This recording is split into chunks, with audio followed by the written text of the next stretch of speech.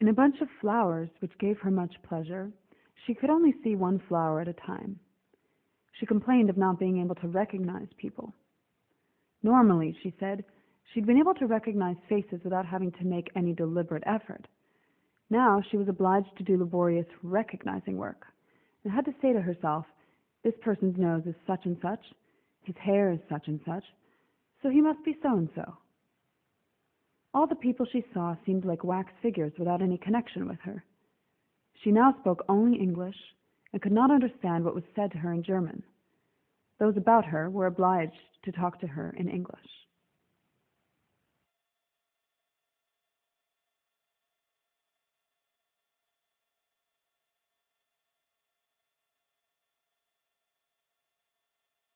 See this picture?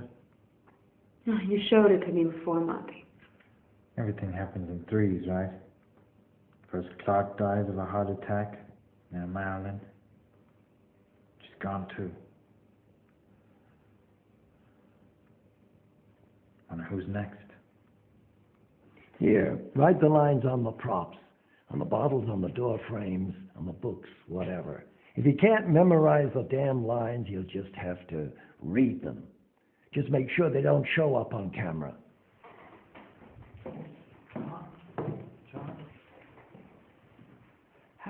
How do you do a dream in reverse, John? I mean, how do you write something like that?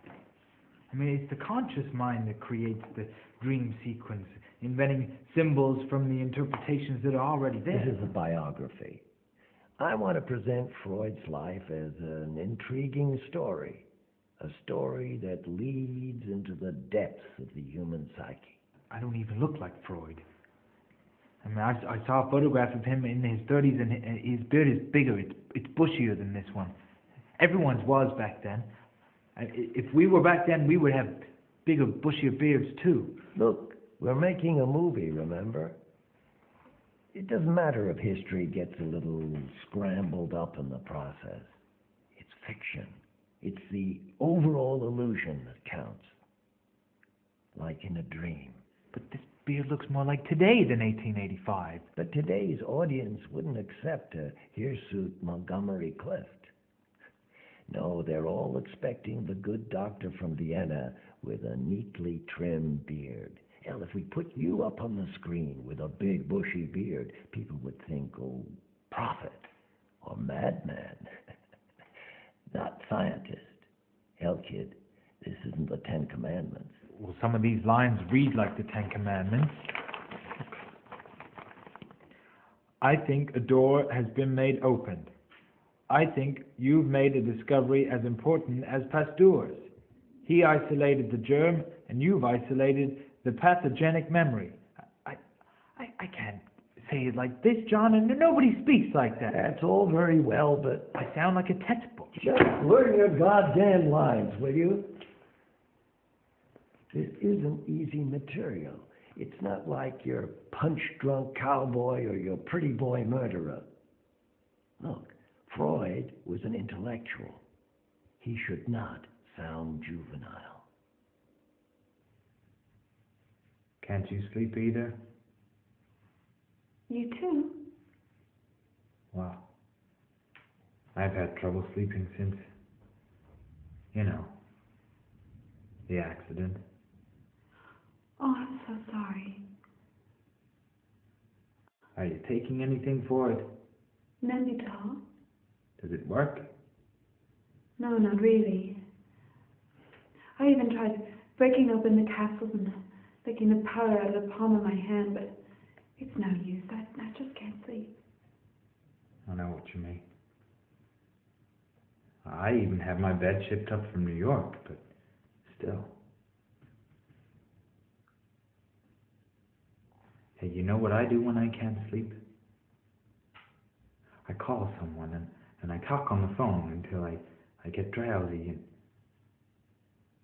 and that's the only way I can clear my head. Sometimes a massage helps me.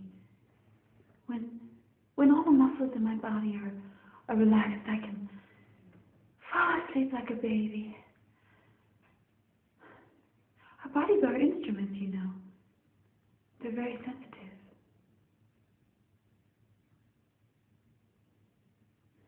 This line of work wears us down, treats us like machines. But we're not.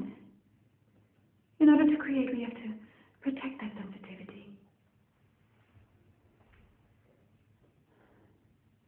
Sometimes I actually wish I were finished. Night. Night one. Night two. Three. Who cut that scene from my movie? Night five. What are you talking about? It's one measly scene. One measly scene? It's the key scene for the narrative's development. Look, this film was built up logically, scene by scene, thought by thought, through Freud's progress.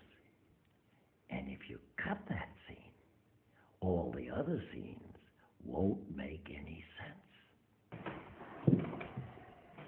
You honestly expect me to release a film that includes a scene where a girl describes her father sexually assaulting her?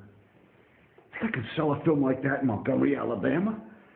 You think the American public will sit through that? I tell you what, you're nuts. You're fucking nuts. Who gives a fuck about Montgomery, Alabama anyway? That's not our audience.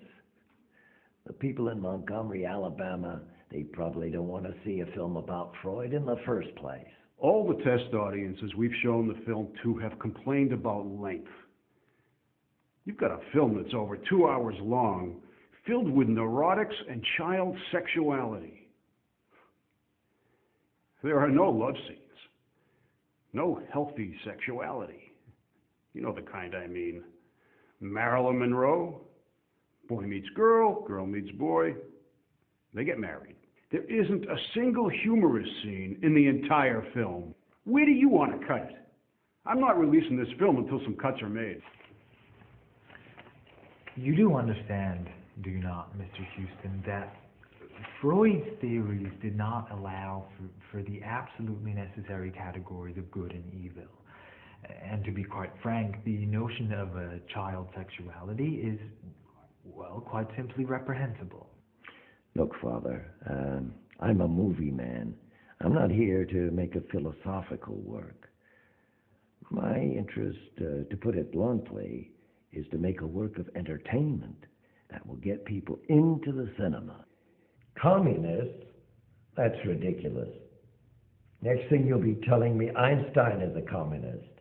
Oh, come on now. You don't really mean to tell me you think Einstein is a communist?